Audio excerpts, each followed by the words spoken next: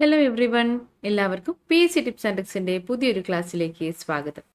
ഇന്നത്തെ നമ്മുടെ class 10th സ്റ്റാൻഡേർഡിൽ വരുന്ന ഒരു അധ്യായമാണ്. സാമൂഹ്യശാസ്ത്രം 1 ഭാഗം 1 വരുന്ന ഒരു അധ്യായമാണ്. നമുക്കറിയാം, നമ്മളിപ്പോൾ പൊളിറ്റി ആയിട്ട് റിലേറ്റഡ് ആയിട്ടുള്ള ഭരണഘടന അഭിപ്രായത്തിൽ വരുന്ന ഭരണഘടനയുമായി ബന്ധപ്പെട്ടിട്ടുള്ള ചാപ്റ്റേഴ്സാണ് പഠിച്ചു വരുന്നത്. നമ്മുടെ അധ്യായത്തിൻ്റെ പേര് പൊതുജനാഭിപ്രായം ജനാധിപത്യത്തിൽ എന്ന 5ാമത്തെ ഈ ഒരു ചാപ്റ്ററാണ്.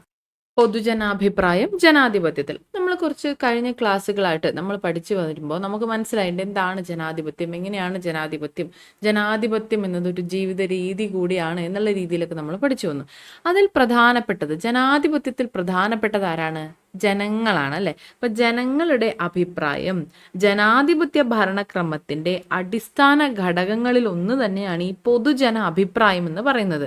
പക്ഷെ നമുക്കറിയാം, ഈ പൊതുജനങ്ങളുടെ അഭിപ്രായം, നമുക്കറിയാം പൊതുജനം പലവിധമാണ്. അപ്പോൾ ഇവരുടെ അഭിപ്രായം എന്ന് പറയുന്നത് എന്താണ്? സങ്കീർണമാണ്. അതുപോലെ ബഹുമുഖമായിട്ടുള്ള ഒരു പ്രതിഭാസം കൂടിയാണ് ഈ പറയുന്ന പൊതുജന അഭിപ്രായം എന്ന് പറയുന്നത്. ഒരു ജനാധിപത്യ സംവിധാനത്തിനുള്ളിലെ പൗരരുടെ വൈവിധ്യമാർന്ന കാഴ്ചപ്പാടുകളും അനുഭവങ്ങളും നിലപാടുകളും ഒക്കെയാണ് പൊതുജന അഭിപ്രായത്തിൽ പ്രതിഫലിച്ച് നമുക്ക് കാണുന്നത്. അപ്പോൾ ജനാധിപത്യ സംവിധാനത്തിൽ രാഷ്ട്രീയ പാർട്ടികളെ ഉത്തരവാദിത്വമുള്ളവരാക്കി തീർക്കുന്നതിൽ ഈ പൊതുജനാഭിപ്രായത്തിന് പങ്കുണ്ടല്ലോ. ഉറപ്പായിട്ടും അത് പ്രധാനപ്പെട്ട ഒരു മുഖ്യ പങ്ക് വഹിക്കുന്നുണ്ട്. അപ്പോൾ അത്തരത്തില് ജനാധിപത്യ പ്രക്രിയയിൽ ജനങ്ങൾക്ക് അവരുടെ താല്പര്യങ്ങൾ പ്രതിഫലിപ്പിക്കാൻ കഴിയുന്നത് ഇവരുടെ അഭിപ്രായ രൂപീകരണത്തിലൂടെയാണ്, പൊതുജന അഭിപ്രായങ്ങൾ രൂപീകരണത്തിലൂടെയാണ്. ഇത്തരത്തിൽ ശക്തമായ പൊതുജന അഭിപ്രായം നിലനിൽക്കുന്ന ഒരു സമൂഹത്തിൽ ജനാധിപത്യ മൂല്യങ്ങൾ എന്തായിരിക്കും? ശക്തിപ്പെട്ടു വരികയാണ് ചെയ്യുന്നത്. അപ്പൊ എന്താണ് പൊതുജന അഭിപ്രായം, അതുപോലെ അതിൻ്റെ സവിശേഷതകൾ എന്തൊക്കെയാണ് എന്നുള്ള രീതിയിലുള്ള ഒരു പാഠഭാഗമാണ് ഇന്ന് നമ്മൾ പഠിക്കാനായിട്ട് പോകുന്നത്. അപ്പൊ നിങ്ങൾക്ക് മനസ്സിലായിട്ടുണ്ടാവും പൊതുജന അഭിപ്രായത്തിന്റെ ഒരു പ്രാധാന്യം എത്രത്തോളം എന്നുള്ളത്, അല്ലേ? അപ്പൊ നമുക്ക് ഈ ചാപ്റ്ററിലേക്ക് കടക്കാം. ആദ്യം തന്നെ നമുക്ക് തന്നിട്ടുള്ളത് ഒരു പത്രവാർത്തയാണ്. പൊതുജന ആരോഗ്യവുമായി ബന്ധപ്പെട്ടിട്ട് പൊതുജനങ്ങൾ, ജനപ്രതിനിധികൾ, വിവിധ സംഘാടനാ പ്രതിനിധികൾ തുടങ്ങിയവരിൽ നിന്നും അഭിപ്രായങ്ങളും നിർദ്ദേശങ്ങളും സ്വരൂപിക്കുന്നതിനായി നൽകിയിട്ടുള്ള ഒരു വാർത്താ കുറിപ്പാണ് ഇവിടെ നൽകിയിട്ടുള്ളത്. നമുക്കതൊന്ന് വായിക്കാം. പൊതുജനാരോഗ്യ ബിൽ സെലക്ട് കമ്മിറ്റി അഭിപ്രായങ്ങൾ നൽകാം. കേരള പൊതുജനാരോഗ്യ ബില്ലിന്റെ നിയമസഭാ സെലക്ട് കമ്മിറ്റി സെപ്റ്റംബർ 24 രാവിലെ 10:30 കോട്ടയം കളക്ട്രേറ്റ് കോൺഫറൻസ് ഹാളിൽ യോഗം ചേരും. യോഗത്തിൽ ബന്ധപ്പെട്ട ഉദ്യോഗസ്ഥർ, പൊതുജനങ്ങൾ, ജനപ്രതിനിധികൾ, വിവിധ സംഘടനാ പ്രതിനിധികൾ തുടങ്ങിയവർക്ക് അഭിപ്രായങ്ങളും നിർദ്ദേശങ്ങളും നൽകാം. ബില്ലും ബില്ലിലെ വ്യവസ്ഥകളും സംബന്ധിച്ച ചോദ്യാവലിയും നിശ്ചിത വെബ്സൈറ്റിൽ ലഭിക്കും. നിർദ്ദേശങ്ങളും അഭിപ്രായങ്ങളും രേഖാമൂലമോ അല്ലെങ്കിൽ ഈ ഒരു ഇമെയിൽ വിലാസത്തിലോ നൽകാമെന്നാണ് ഈ ഒരു പത്ര കട്ടിങ്ങിൽ നൽകിയിട്ടുള്ളത്. അപ്പൊ ഇവിടെ നൽകിയിട്ടുള്ളത് പോലെ ജനാധിപത്യ ക്രമത്തിൽ സർക്കാരുകൾ നയരൂപീകരണത്തിന്റെ ഭാഗമായി ഇത്തരത്തിൽ പൊതുജനങ്ങളുടെ അഭിപ്രായങ്ങൾ സ്വീകരിക്കാറുണ്ട്. പൊതുവെ സർവേകളായും ചോദ്യാവലിയായും അഭിമുഖം, ഗ്രാമസഭ, വാർഡ് സഭ, അതുപോലെ ഓൺലൈൻ പ്ലാറ്റ്ഫോംസ് ഒക്കെ ആയിട്ടും ഇത്തരത്തിലുള്ള പൊതുജനങ്ങളുടെ അഭിപ്രായങ്ങളൊക്കെ സമാഹരിക്കാറുണ്ട്. അത്തരത്തിലൊരു വാർഡ് സഭയുടെ ചിത്രമാണ് ഇവിടെ നൽകിയിട്ടുള്ളത്. ഗ്രാമസഭ അല്ലെങ്കിൽ വാർഡ് സഭ ഒരു പ്രദേശത്തെ ജനങ്ങൾ ഒത്തുകൂടുന്ന പ്രാദേശിക സമിതിയായിട്ടുള്ള ഗ്രാമസഭ അല്ലെങ്കിൽ വാർഡ് സഭയുടെ ഒരു ചിത്രമാണ് ഇവിടെ തന്നിട്ടുള്ളത്. ഇവിടെ ഒരാൾ വാർഡ് സഭ അല്ലെങ്കിൽ ഗ്രാമസഭ എന്നതിനെ കുറിച്ചൊക്കെ നമ്മൾ മുന്നത്തെ ക്ലാസ്സുകൾ പറഞ്ഞിട്ടുണ്ടായിരുന്നു, അല്ലെ? അപ്പൊ എന്താണ് ഗ്രാമസഭ അല്ലെങ്കിൽ ഒരു വാർഡ് സഭ എന്ന് പറയുന്നത്? ഒരു ഗ്രാമസഭ എന്നത് ഒരു ഗ്രാമപഞ്ചായത്തിലെ ഓരോ വാർഡിലെയും വോട്ടർ പട്ടികയിൽ പേരുള്ള എല്ലാവരും ഉൾക്കൊള്ളുന്ന ഒരു സഭയാണ്, അല്ലെ? അതുപോലെ മുനിസിപ്പാലിറ്റികളിലും കോർപ്പറേഷനുകളിലും അറിയപ്പെടുന്ന മറ്റൊരു പേരാണ് വാർഡ് സഭ എന്നത് നമ്മൾ നേരത്തെ പറഞ്ഞിട്ടുണ്ടായിരുന്നതാണ്. ഈ ഒരു വാർഡ് സഭ എന്നറിയപ്പെടുന്ന എവിടെയാണ്? മുനിസിപ്പാലിറ്റികളിലും കോർപ്പറേഷനുകളിലും ആണ്. കുറഞ്ഞത് 3 മാസത്തിൽ ഒരിക്കലെങ്കിലും ഈ ഗ്രാമസഭ അല്ലെങ്കിൽ വാർഡ് സഭ യോഗം ചേരേണ്ടതുണ്ട്. ഗ്രാമസഭ അല്ലെങ്കിൽ വാർഡ് സഭയിൽ വോട്ടർമാർക്ക് ഇത്തരത്തിൽ ചർച്ചയിൽ പങ്കെടുത്ത് അഭിപ്രായം പറയാനുള്ള അവസരം ലഭിക്കുന്നുണ്ട്. വിവിധ വിഷയത്തിന്മേൽ പൊതുജന അഭിപ്രായം രൂപീകരിക്കുന്നതിനുള്ള ഒരു പ്രധാനപ്പെട്ട ഒരു വേദിയായിട്ട് ഗ്രാമസഭയെയും വാർഡ് സഭയെയും നമുക്ക് പറയാനായിട്ട് സാധിക്കും. വഴിവിളക്ക് പലപ്പോഴും കത്താറേയില്ല. ഇത് വലിയ ബുദ്ധിമുട്ടാകുന്നു എന്ന രീതിയിലുള്ള അവരുടെ പ്രശ്നങ്ങളും മറ്റു കാര്യങ്ങളൊക്കെ അവരിവിടെ അവതരിപ്പിക്കുകയാണ് ചെയ്യുന്നത്. ജനങ്ങളെ ബാധിക്കുന്ന വികസന പ്രശ്നങ്ങൾ, മാലിന്യ സംസ്കരണ പ്രശ്നങ്ങൾ, പരിസ്ഥിതി മലിനീകരണം, കുടിവെള്ള പ്രശ്നം തുടങ്ങിയവ അവിടെ ചർച്ച ചെയ്യാറുണ്ട്. ഗ്രാമസഭ, വാർഡ് സഭ എന്നിവയിൽ കൂടിയിരിക്കുന്നവരുടെ പൊതു അഭിപ്രായങ്ങൾ പരിഗണിച്ചാണ് ഇത്തരം പ്രശ്നങ്ങളിലെല്ലാം തന്നെ തീരുമാനമെടുക്കുന്നത്. ഇത്തരത്തിൽ ചർച്ച ചെയ്ത് അവിടെ ആവശ്യമായ കാര്യങ്ങൾക്ക് തീരുമാനങ്ങൾ എടുക്കുന്നു. ഇനി അതുപോലെ മറ്റൊരു ഉദാഹരണം പോലെ സ്കൂളിൽ വിദ്യാർത്ഥികളോട് ചോദിക്കുകയാണ്. വിദ്യാലയത്തിലെ വാർഷികാഘോഷം സംഘടിപ്പിക്കുന്നതുമായി ബന്ധപ്പെട്ട് സംഘാടകർ വിദ്യാർത്ഥികളിൽ നിന്ന് അഭിപ്രായങ്ങൾ തേടാറില്ലേ? അതെങ്ങനെയൊക്കെയാണ് എന്ന രീതിയിലാണ് ചോദിച്ചിട്ടുള്ളത്. ഇവിടെ തന്നിരിക്കുന്നത് പോലെ സ്കൂൾ പാർലമെന്റ് വഴിയോ അല്ലെങ്കിൽ സംഘാടക സമിതികൾ യോഗങ്ങളിൽ പങ്കെടുക്കുന്ന ക്ലാസ് പ്രതിനിധികൾ വഴിയോ ഒക്കെ അഭിപ്രായങ്ങൾ ആരായുകയും അതിനനുസരിച്ചായിരിക്കുമല്ലോ ഒരു പൊതു തീരുമാനത്തിലേക്ക് എത്തുകയും ചെയ്യുന്നത്. അപ്പോൾ ഇത്തരത്തിൽ അഭിപ്രായ രൂപീകരണത്തിനായി പൊതുജനങ്ങളുടെ അഭിപ്രായം ചോദിക്കാറുണ്ട്. അവ സമാഹരിച്ച് തീരുമാനങ്ങളിലേക്ക് എത്താറുണ്ട്. അപ്പൊ ഇവിടെ പറഞ്ഞതുപോലെ തന്നെ ജനാധിപത്യ വ്യവസ്ഥയുടെ അടിത്തറ രൂപപ്പെടുന്നത് ജനങ്ങളുടെ കാഴ്ചപ്പാടിലൂടെയും താല്പര്യങ്ങളിലൂടെയും അഭിലാഷങ്ങളിലൂടെയും ഒക്കെയാണ്. അപ്പൊ ഇവിടെ പൊതുജനങ്ങളുടെ അഭിപ്രായം അത്രയേറെ പ്രാധാന്യം അർഹിക്കുന്ന ഒന്നാണ്.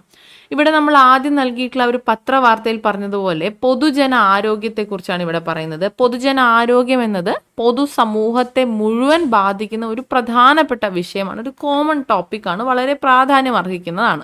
ഈ പൊതുവിഷയത്തിന്മേൽ പൊതുജനങ്ങളുടെ അഭിപ്രായം ആരായുക എന്നതാണ് ആ ഒരു പത്രവാർത്തയിലൂടെ സർക്കാർ ഉദ്ദേശിക്കുന്നത്. ഇത്തരത്തിൽ ജനങ്ങളെ ബാധിക്കുന്ന പൊതുവിഷയത്തിന്മേലുള്ള ജനങ്ങളുടെ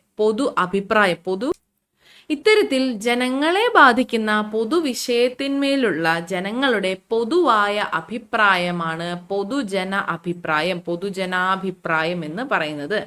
ജനങ്ങളെ ബാധിക്കുന്ന പൊതുവിഷയങ്ങളിന്മേലുള്ള ജനങ്ങളുടെ പൊതുവായ അഭിപ്രായമാണ് പൊതുജന അഭിപ്രായം. ഇത് ഒരു വിഷയത്തിൽ സമൂഹത്തിലെ ജനങ്ങൾ പൊതുവായി സ്വീകരിക്കുന്ന നിലപാടോ അഭിപ്രായമോ ആകാം. അപ്പൊ ഇതാണ് പൊതുജന അഭിപ്രായം.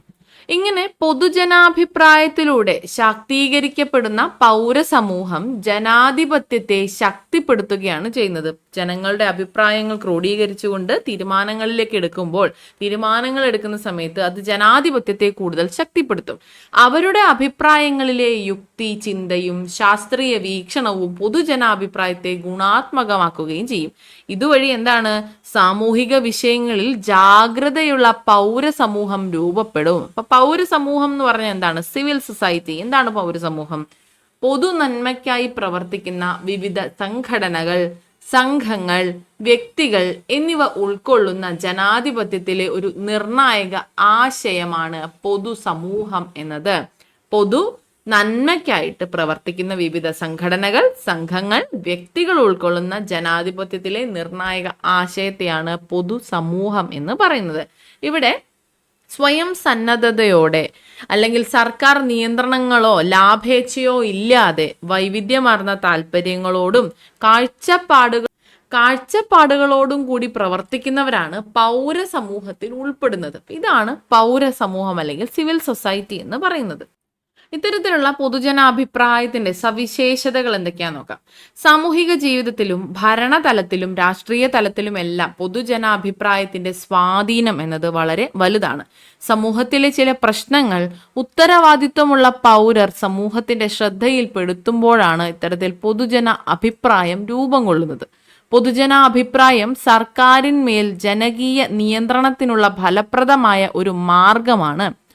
ജനാധിപത്യത്തെ ശാക്തീകരിക്കുന്ന സംവാദങ്ങളെ പൊതുജനാഭിപ്രായം പ്രോത്സാഹിപ്പിക്കുകയാണ് ചെയ്യുന്നത്. ജനാധിപത്യത്തിന്റെ അടിസ്ഥാന ഘടകങ്ങളിൽ ഒന്നായി പൊതുജനാഭിപ്രായത്തെ പരിഗണിക്കുകയും ചെയ്യുന്നുണ്ട്.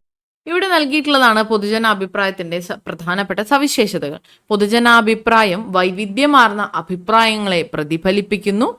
പൊതുജനാഭിപ്രായം എന്നത് ഭൂരിപക്ഷം ആളുകളുടെയും കാഴ്ചപ്പാടുകളോ അഭിപ്രായങ്ങളോ ആകണമെന്നില്ല. എന്നാൽ അതൊരു വിഷയത്തിന്മേലുള്ള പൊതുസമ്മതമുണ്ടാക്കുകയാണ് ചെയ്യുന്നത്.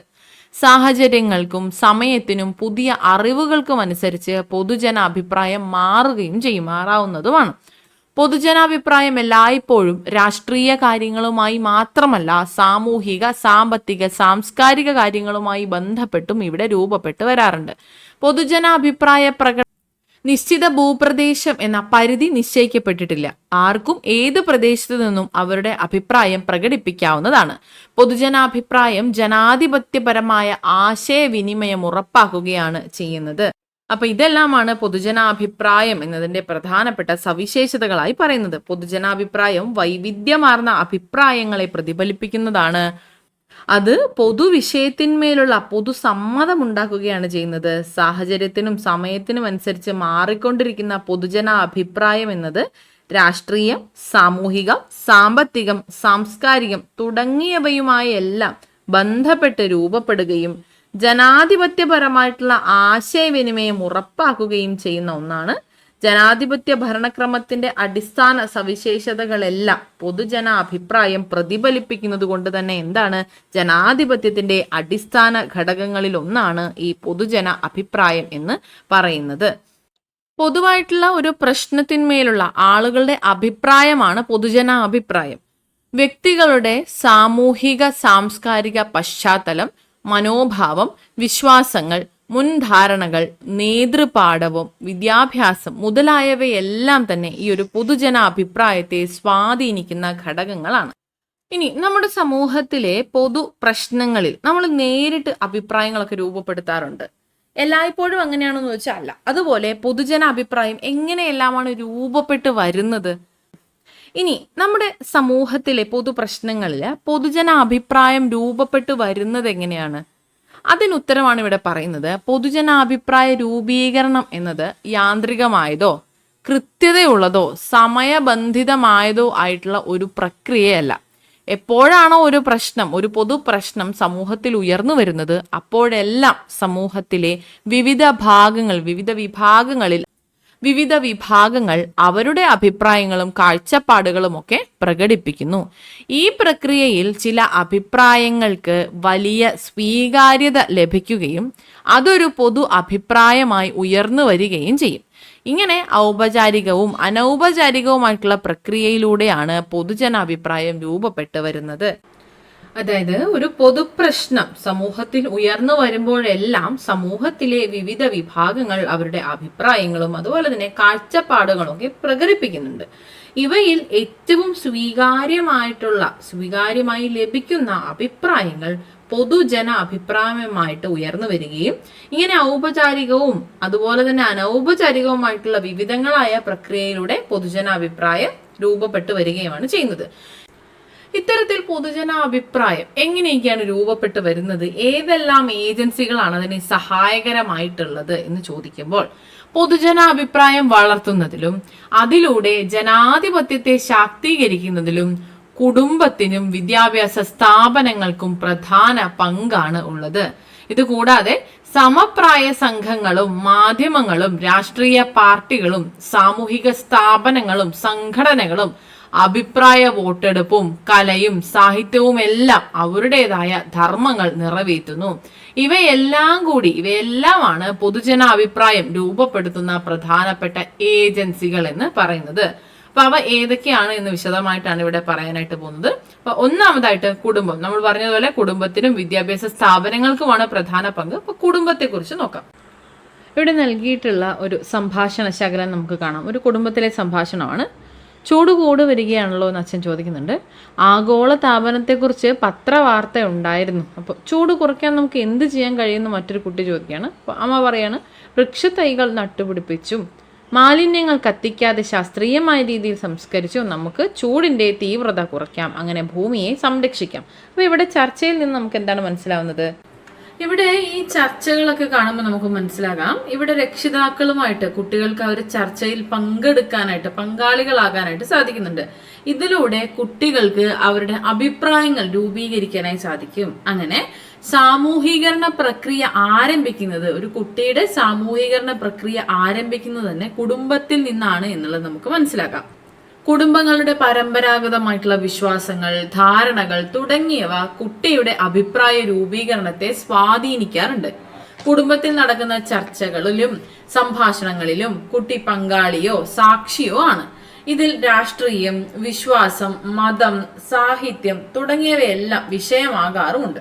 ഇത്തരത്തിൽ വിവിധങ്ങളായിട്ടുള്ള വിഷയങ്ങളിലുള്ള കുട്ടിയുടെ അഭിപ്രായ രൂപീകരണത്തിൽ പ്രാഥമിക സ്വാധീനം എന്നത് കുടുംബത്തിന് തന്നെയാണ്. കുടുംബം എന്ന സാമൂഹ്യ സ്ഥാപനത്തിനാണ്. അടുത്തത് വിദ്യാഭ്യാസ സ്ഥാപനങ്ങളാണ്, എഡ്യൂക്കേഷണൽ ഇൻസ്റ്റിറ്റ്യൂഷൻസ്. ഇവിടെയും ഒരു സംഭാഷണം തന്നിട്ടുണ്ട്. അധ്യാപികയും വിദ്യാർത്ഥികളും തമ്മിലുള്ള സംഭാഷണമാണ്. അപ്പൊ അധ്യാപിക പറയുന്നു, മക്കളെ, നിങ്ങളുടെ പ്രദേശത്ത് കുടിവെള്ളക്ഷാമം അനുഭവപ്പെടാറുണ്ടോ? അപ്പൊ കുട്ടികൾ ഓരോരുത്തരും അഭിപ്രായം പറയുന്നുണ്ട്. വേനൽക്കാലത്ത് അനുഭവപ്പെടാറുണ്ട് ടീച്ചർ. മഴവെള്ളം സംഭരിക്കുന്നത് ഇതിനൊരു പരിഹാരമല്ലേ? അങ്ങനെയെങ്കിൽ മഴവെള്ള സംഭരണവുമായി ബന്ധപ്പെട്ട് സ്കൂളിൽ നമുക്കൊരു സെമിനാർ സംഘടിപ്പിച്ചാലോ ടീച്ചർ? ഇവിടെയും ഇത്തരത്തിൽ കുട്ടികൾ അവരുടെ അഭിപ്രായങ്ങളാണ് പറയുന്നത്. കുട്ടികളുടെ അറിവ് രൂപപ്പെടുന്നതിലും വികസിപ്പിക്കുന്നതിലും വിദ്യാഭ്യാസ സ്ഥാപനങ്ങൾ മുഖ്യ പങ്ക് വഹിക്കുന്നു എന്നുള്ളത് ഇവിടെ നിന്ന് നമുക്ക് മനസ്സിലാക്കാവുന്നതാണ്. അവകാശങ്ങൾ, കടമകൾ, ശാസ്ത്രീയ ചിന്ത, വിമർശനാത്മക ചിന്ത, സംസ്കാരം തുടങ്ങിയവയിലെല്ലാമുള്ള അറിവും നൈപുണ്യവും എല്ലാം കുട്ടി ആർജിച്ചെടുക്കുന്നത് പ്രധാനമായും വിദ്യാഭ്യാസ സ്ഥാപനങ്ങളിൽ നിന്നാണ്. വിദ്യാഭ്യാസ പ്രക്രിയ ഒരു വ്യക്തിയെ ഏതെങ്കിലും ഒരു വിഷയത്തിൽ സ്വതന്ത്രവും യുക്തിഭദ്രവുമായിട്ടുള്ള അഭിപ്രായം രൂപപ്പെടുത്തുന്നതിനായിട്ട് സഹായിക്കും. കുടുംബം എന്നത് അടിസ്ഥാന യൂണിറ്റാണ്. അവിടെ നിന്നാണ് അടിസ്ഥാനപരമായ ധാരണകളും അടിസ്ഥാനപരമായ സ്വഭാവ രൂപീകരണവും ഒക്കെ ഉണ്ടാകുന്നത്.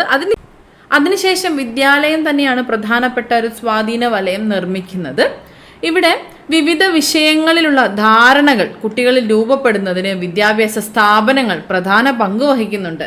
ഉദാഹരണത്തിന് സ്കൂൾ പാർലമെന്റ്, ക്ലബ്ബ് പ്രവർത്തനങ്ങൾ, കായിക മേളകൾ തുടങ്ങിയ നിരവധിയായ വിദ്യാലയ പ്രവർത്തനങ്ങൾ കുട്ടികൾക്ക് ജനാധിപത്യ ബോധവും പൗരബോധവും ഒക്കെ നൽകുകയും അതിനുള്ള പരിശീലന വേദികളായി മാറുകയും ചെയ്യുന്നുണ്ട്. ഇത്തരം അവസരങ്ങൾ കുട്ടികൾക്ക് അഭിപ്രായ പ്രകടനത്തിനുള്ള ധാരാളം സാഹചര്യങ്ങൾ ഒരുക്കുകയും അതുവഴി പൊതുജന അഭിപ്രായ പ്രകടനത്തിനുള്ള നൈപുണ്യം കുട്ടികൾ ആർജിക്കുകയും ചെയ്യുന്നു. ഇപ്പോൾ വിദ്യാലയം എന്നത് എത്രത്തോളം പ്രധാനപ്പെട്ടതാണ് കുട്ടികളുടെ സാമൂഹീകരണ ജീവിതത്തിൽ എന്നുള്ളത് നമുക്കിവിടെ നിന്ന് മനസ്സിലാക്കാം. മറ്റൊരു ഗ്രൂപ്പാണ് സമപ്രായ സംഘങ്ങൾ അല്ലെങ്കിൽ പിയർ ഗ്രൂപ്പ്സ് എന്ന് പറയുന്നത്. ഒരേ പ്രായത്തിലുള്ള കുട്ടികളുടെ കൂട്ടങ്ങൾ വരുമ്പോൾ അവർക്ക് അവിടെ നിന്നും വിവിധ തരത്തിലുള്ള ആശയങ്ങൾ ലഭിക്കുന്നു. അവരുടെ അഭിപ്രായങ്ങൾ രൂപീകരിക്കപ്പെട്ട് വരികയാണ് ചെയ്യുന്നത്. ഇവിടെയും ഒരു സംഭാഷണ ശകലമാണ്. നമ്മുടെ സ്കൂൾ ചുറ്റുമതിലിനടുത്തുള്ള മാലിന്യ കൂമ്പാരം നിങ്ങൾ കണ്ടിട്ടില്ലേ? ഞങ്ങളും ശ്രദ്ധിച്ചു. ആരാണാവോ ഇതിന് പിന്നിൽ? ഇത്തരത്തിലുള്ള മാലിന്യ പ്രശ്നങ്ങൾക്കെതിരെ നമുക്ക് എന്തൊക്കെ ചെയ്യാൻ കഴിയും? കുട്ടികൾ അവരുടെ ആശയങ്ങൾ പങ്കുവെക്കുകയാണ്. അസംബ്ലിയിൽ നമുക്കൊരു റോൾ പ്ലേ അവതരിപ്പിച്ചാലോ? സ്കൂളിന്റെ സമീപ പ്രദേശങ്ങളിലും ഇത് സംബന്ധിച്ചൊരു സ്കിറ്റ് അവതരിപ്പിക്കണം. ഇത്തരത്തിൽ സാമൂഹിക പ്രതിബദ്ധതയുള്ള ഒരു വിഷയത്തെക്കുറിച്ച് ഇവർ ചർച്ച ചെയ്യുമ്പോൾ ഇവരിൽ ഈ ഒരു സമപ്രായ സംഘങ്ങളിൽ അവരുടേതായ അഭിപ്രായങ്ങളെല്ലാം രൂപപ്പെട്ടു വരികയാണ് ചെയ്യുന്നത്. എന്താണ് സമപ്രായ സംഘങ്ങൾ എന്ന് ചോദിച്ചാൽ, സമാനമായിട്ടുള്ള പ്രായവും ഒരേ താല്പര്യങ്ങളും ലക്ഷ്യങ്ങളും ഉള്ള സംഘങ്ങളാണ് സമപ്രായ സംഘങ്ങൾ എന്ന് പൊതുവെ പറയുന്നത്. സമപ്രായ സംഘങ്ങൾ അവരുടെ വിശ്വാസങ്ങൾ, മൂല്യങ്ങൾ, ആശയങ്ങൾ എന്നിവയെല്ലാം തന്നെ സമാനത പുലർത്തുന്നതായിരിക്കും. അവരുടെ ഐഡിയോളജി മറ്റു കാര്യങ്ങളും എല്ലാം ഏകദേശം സിമിലർ ആയിരിക്കും. അതാണ് സമപ്രായ സംഘങ്ങൾ. ഇത്തരത്തിലുള്ള സമപ്രായ സംഘങ്ങൾക്കിടയിലെ സംവാദങ്ങളും ചർച്ചകളും ഒക്കെ പൊതുജന അഭിപ്രായ രൂപീകരണത്തെ സ്വാധീനിക്കുന്ന പ്രധാനപ്പെട്ട ഘടകങ്ങളാണ്. അതായത് വ്യക്തിത്വം, മനോഭാവം, പെരുമാറ്റം തുടങ്ങിയവയിൽ സമപ്രായ സംഘങ്ങളിലെ അംഗങ്ങൾ ഏതാണ്ട് പൊതു സ്വഭാവം പുലർത്തുന്നതിനാൽ തന്നെ വ്യക്തിപരമായ അനുഭവങ്ങൾ, സാമൂഹിക സ്വാധീനം എന്നിവയിലെല്ലാം തന്നെ ഇവർക്ക് പൊതുവായിട്ടുള്ള സവിശേഷതകൾ പങ്കുവെക്കാനുണ്ടാകും.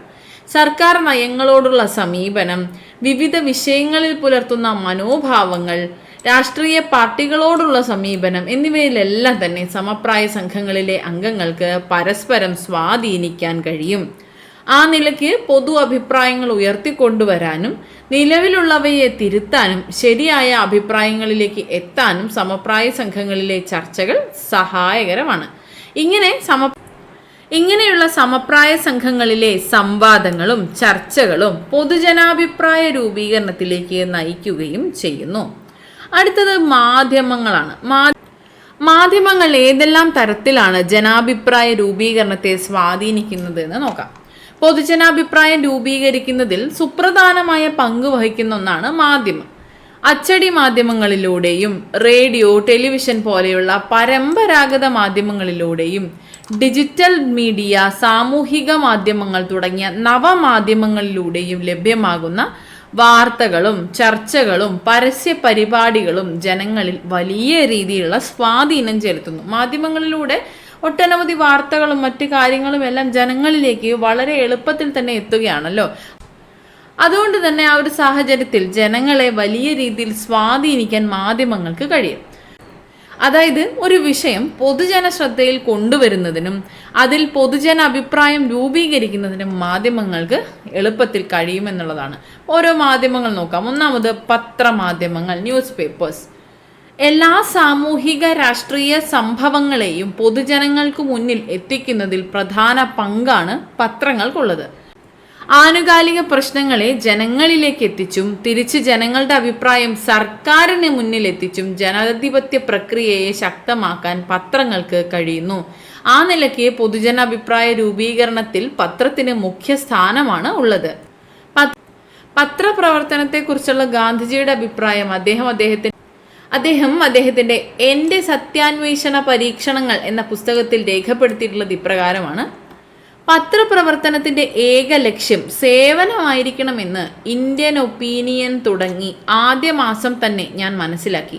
പത്രങ്ങൾ വലിയൊരു ശക്തിയാണ്.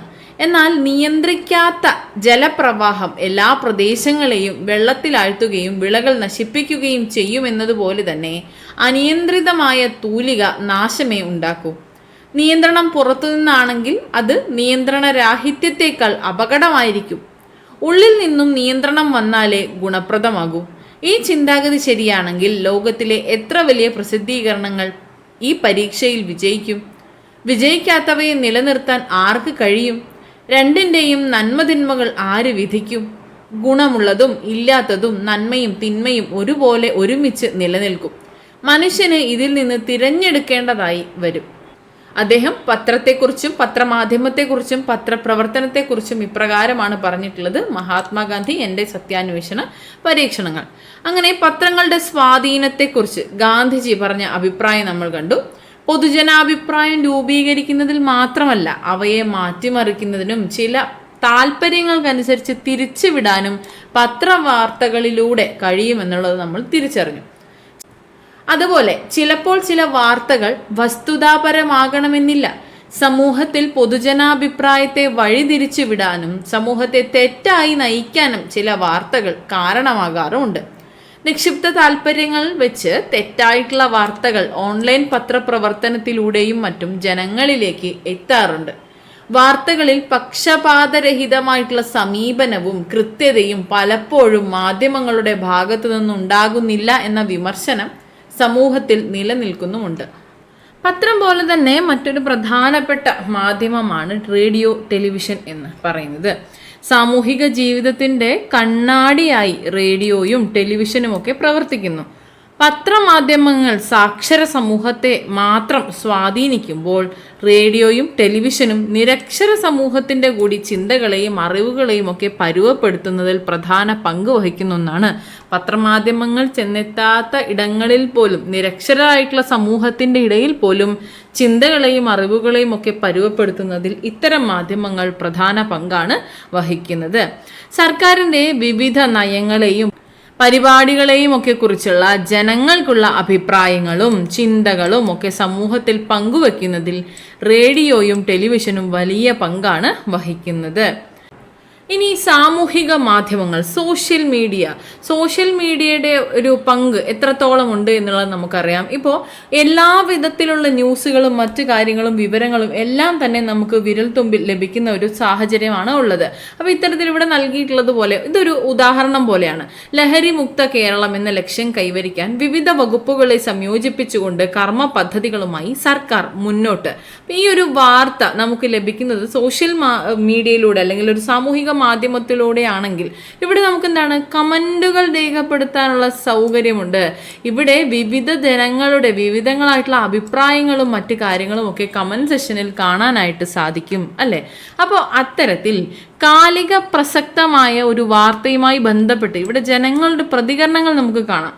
ഇങ്ങനെ മുഖ്യധാരാ മാധ്യമങ്ങളെ പോലെ തന്നെ ഏതൊരു വിഷയത്തിലും പൊതുജന അഭിപ്രായം രൂപപ്പെടുത്തുന്നതിൽ സാമൂഹിക മാധ്യമങ്ങൾക്കും ഇന്ന് പ്രമുഖ സ്ഥാനമാണ് ഉള്ളത്.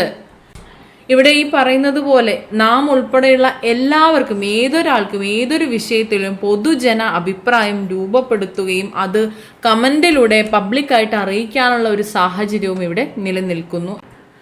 ഇതുവരെ നമ്മൾ പറഞ്ഞത് സാമൂഹിക മാധ്യമങ്ങളിലൂടെ എങ്ങനെയാണ് അഭിപ്രായ രൂപീകരണം ഉണ്ടാകുന്നത് എന്നുള്ളത്. എല്ലാ കാര്യത്തിനും ഒരു നാണയത്തിന്റെ ഇരുവശം എന്നതുപോലെ പോസിറ്റീവ് സൈഡും നെഗറ്റീവ് സൈഡും ഉണ്ട്. താഴെ നൽകിയിരിക്കുന്ന ഈ ഒരു വാർത്ത നമുക്കൊന്ന് ശ്രദ്ധിക്കാം. കോട്ടയം ജില്ലയിൽ വിദ്യാഭ്യാസ സ്ഥാപനങ്ങൾക്ക് അവധി എന്ന് തന്നിട്ടുള്ളതിൽ ഫേക്ക് എന്ന് രേഖപ്പെടുത്തിയിട്ടുണ്ട്. എല്ലാ വിദ്യാലയങ്ങൾക്കും നാളെ അവധി ഇല്ല, പ്രചരിക്കുന്നത് വ്യാജ അറിയിപ്പെന്ന് ജില്ലാ കളക്ടർ. നിലവിൽ ദുരിതാശ്വാസ ക്യാമ്പുകൾ പ്രവർത്തിക്കുന്ന സ്കൂളുകൾക്ക് മാത്രമാണ് ജില്ലയിൽ നാളെ, അതായത് സെപ്റ്റംബർ 1 അവധി പ്രഖ്യാപിച്ചിരിക്കുന്നത് എന്ന് കളക്ടർ വ്യക്തമാക്കി.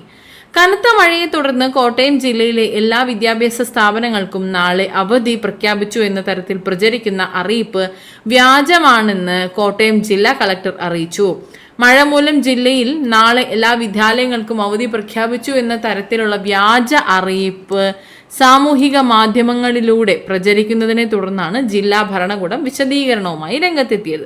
അപ്പോൾ ഇവിടെ നൽകിയിട്ടുള്ളത് ഈ ഇത്തരത്തിൽ നമുക്ക് ലഭിച്ചിട്ടുള്ള ഒരു അറിയിപ്പ് എന്നത് ഫേക്ക് ആണ് എന്നുള്ളത്, വ്യാജമാണ് എന്നുള്ളതാണ് ഇവിടെ തിരുത്തി നമുക്ക് നൽകിയിട്ടുള്ളത്. അപ്പോൾ ഈ ഒരു വാർത്തയിൽ നിന്ന് നമുക്ക് മനസ്സിലാക്കാം, സാമൂഹ്യ മാധ്യമങ്ങളിലൂടെ പ്രചരിപ്പിക്കപ്പെട്ട ഒരു വ്യാജ വാർത്തയും ആ വാർത്തയുടെ വസ്തുതകളുമാണ് ഇവിടെ നൽകിയിട്ടുള്ളത്. ഇത്തരത്തിലുള്ള വ്യാജ വാർത്തകളും സന്ദേശങ്ങളും പ്രചരിക്കുന്നതിനെ പ്രതിരോധിക്കാനായിട്ട് നാം ചില മാർഗങ്ങളൊക്കെ സ്വീകരിക്കേണ്ടതുണ്ട്. വാർത്തകളുടെയും സന്ദേശങ്ങളുടെയും സത്യസന്ധത ഉറപ്പുവരുത്തുന്നതിനായി യഥാർത്ഥ ഉറവിടം കണ്ടെത്തണം. വാർത്തയുടെയും സന്ദേശത്തിൻ്റെയും ഒക്കെ സത്യസന്ധത ഉറപ്പുവരുത്തേണ്ട ആവശ്യകതയുണ്ട്.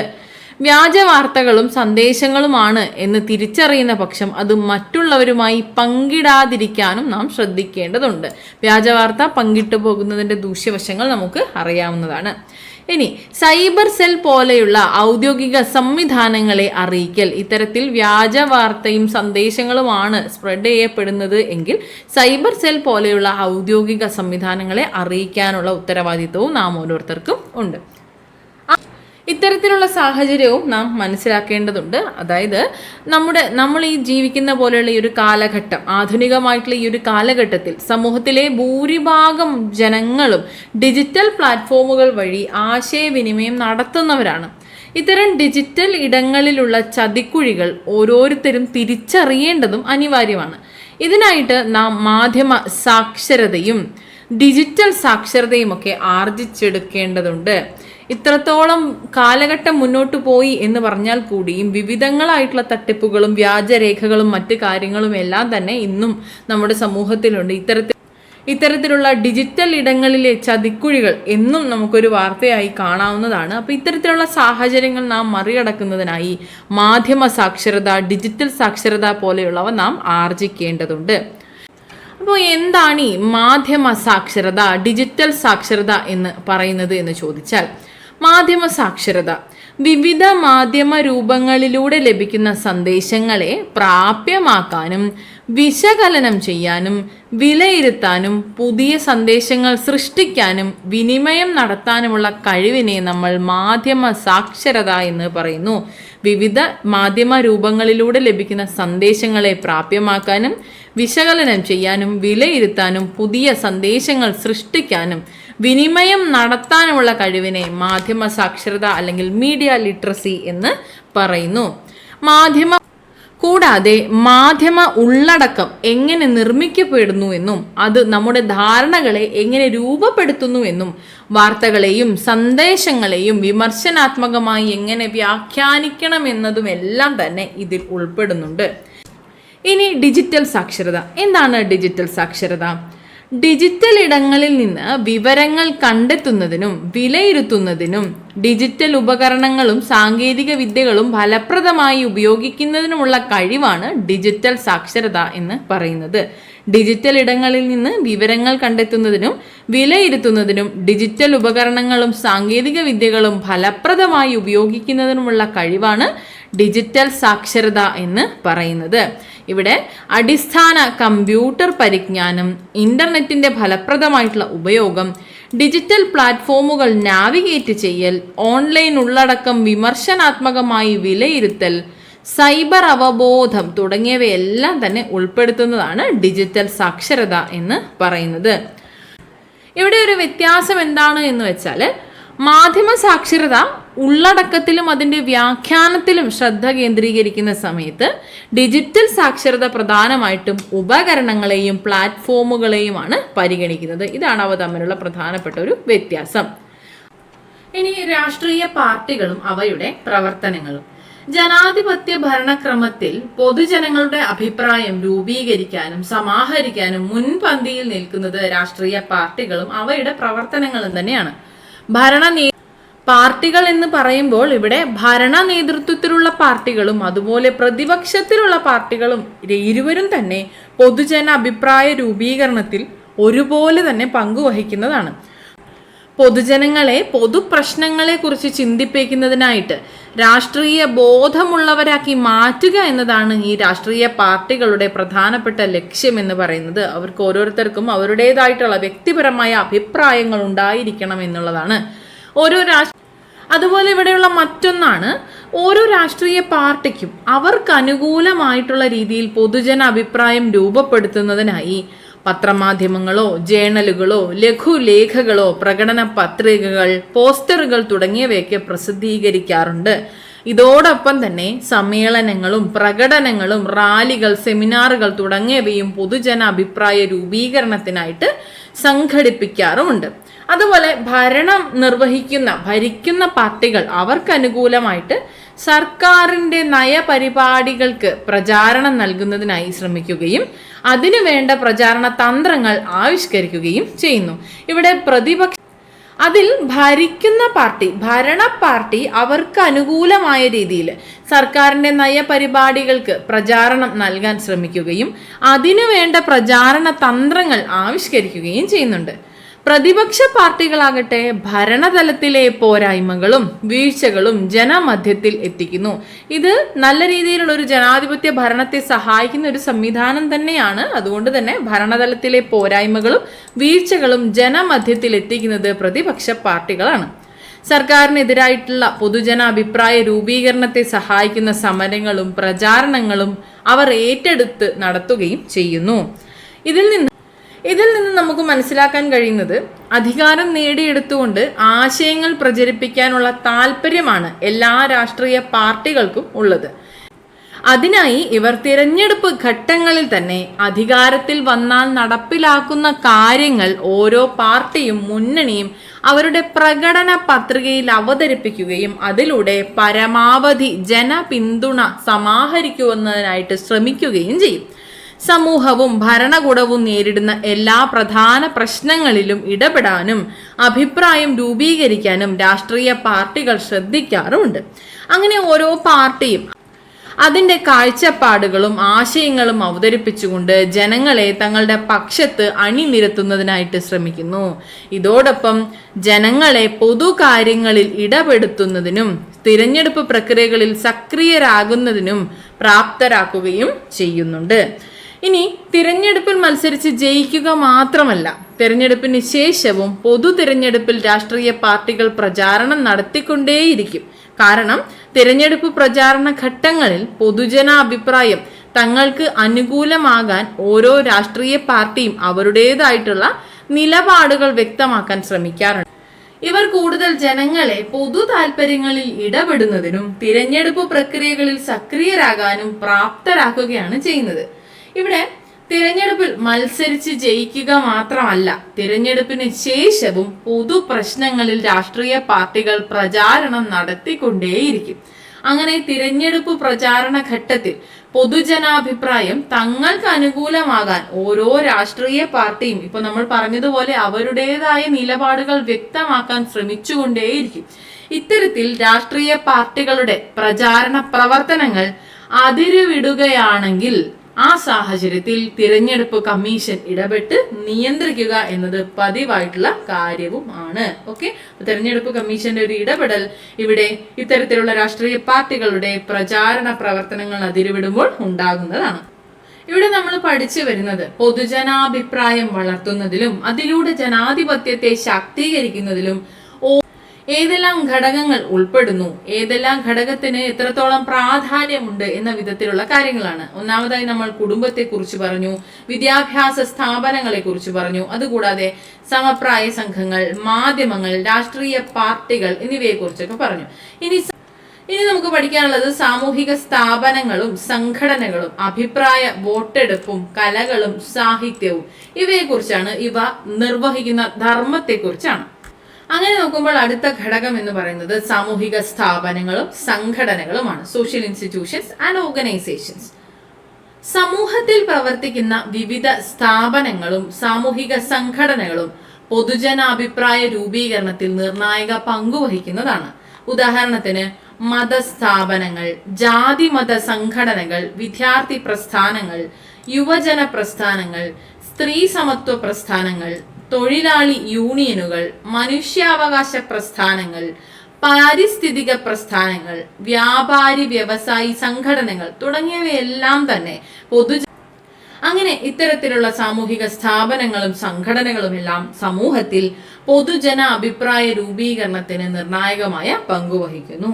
അടുത്തത് അഭിപ്രായ വോട്ടെടുപ്പ്, ഒപ്പീനിയൻ പോൾ.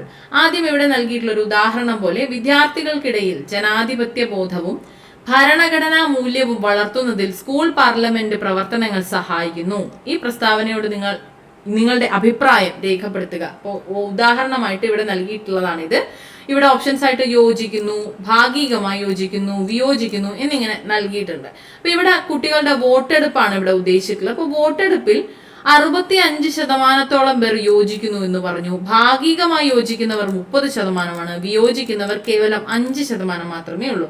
ഇതിൽ നിന്നും നമുക്ക് കൃത്യമായ ഒരു ഉത്തരത്തിലേക്ക് എത്താൻ പറ്റും. കാരണം പൊതുജനാഭിപ്രായം എന്നോണം വിദ്യാർത്ഥികളിൽ ഭൂരിപക്ഷം ആൾക്കാർ ഭൂരിപക്ഷം വിദ്യാർത്ഥികൾ വോട്ട് ചെയ്തിട്ടുള്ളത് യോജിക്കുന്നു, ഈ ഒരു പ്രസ്താവനയോട് യോജിക്കുന്നു എന്ന വിധത്തിലാണ്. അപ്പോൾ അവിടെ തീർച്ചയായും അത്തരത്തിലൊരു ഉത്തരത്തിലേക്ക് എത്താനായിട്ട് സാധിക്കും. ഇങ്ങനെ വിവിധ സാമൂഹിക, സാംസ്കാരിക, രാഷ്ട്രീയ, സാമ്പത്തിക കാര്യങ്ങളിൽ പൊതുമനോഭാവത്തെയും അഭിപ്രായത്തെയും കുറിച്ചുള്ള വിവരശേഖരണത്തിനുള്ള വളരെ ഫലപ്രദമായിട്ടുള്ള മാർഗമാണ് ഈ അഭിപ്രായ വോട്ടെടുപ്പ് എന്ന് പറയുന്നത്. ഇതിൽ ജനസംഖ്യയുടെ ഒരു സാമ്പിൾ തിരഞ്ഞെടുത്തുകൊണ്ട് അവരിലൂടെ വിഷയത്തെ സംബന്ധിച്ചുള്ള അഭിപ്രായം ആരായുന്നു. ഈ അഭിപ്രായത്തെ അടിസ്ഥാനമാക്കിക്കൊണ്ട് പൊതുജനാഭിപ്രായം രൂപപ്പെടുത്തുകയാണ് ചെയ്യുന്നത്. അഭിപ്രായ വോട്ടെടുപ്പ് നടത്തുന്നതിനായിട്ട് ഇന്ന് വിവിധ തരത്തിലുള്ള പ്രൊഫഷണൽ ഏജൻസികളും പ്രവർത്തിക്കുന്നുണ്ട്. നമുക്കറിയാം കുറച്ചേറെ സർവേകളും മറ്റു കാര്യങ്ങളും ഒക്കെ ഇത്തരത്തിൽ വരുന്നുണ്ട്. ഇതൊരു ഉദാഹരണം നമ്മൾ സ്കൂളിലെ ഒരു കാര്യമാണ് ചോദിച്ചിട്ടുള്ളത്. പൊതുവെ നമുക്ക് ചില സർവേകളും മറ്റു കാര്യങ്ങളൊക്കെ വരാറില്ല ഗൂഗിൾ ഫോംസ് വഴിയൊക്കെ. അപ്പൊ അത്തരത്തിൽ നമ്മൾ നമ്മുടേതായിട്ടുള്ള അഭിപ്രായങ്ങൾ രൂപപ്പെടുത്തുമ്പോൾ നമ്മൾ ആ പറഞ്ഞ കൂട്ടത്തിലെ ഒരു ചെറിയ ജനസംഖ്യയുടെ ഒരു ചെറിയ സാമ്പിൾ ആണ് നമ്മളിൽ നിന്ന് അഭിപ്രായങ്ങൾ അവർ ആരായുകയും അത്തരത്തിൽ രൂപപ്പെട്ടിട്ടുള്ള അഭിപ്രായങ്ങളിൽ ഭൂരിപക്ഷം എന്ന നിലയിലുള്ള അഭിപ്രായം അവർ പൊതുജന അഭിപ്രായമായി കണക്കാക്കുകയും ചെയ്യുന്നുണ്ട്. അപ്പൊ ഇതിനായിട്ട് ഇന്ന് വിവിധങ്ങളായിട്ടുള്ള പ്രൊഫഷണൽ ഏജൻസീസ് പ്രവർത്തിക്കുന്നുണ്ട് എന്നത് കൂടിയാണ് ഇവിടെ പറയാനായിട്ടുള്ളത്. അപ്പൊ ഇതാണ് അഭിപ്രായ വോട്ടെടുപ്പ്.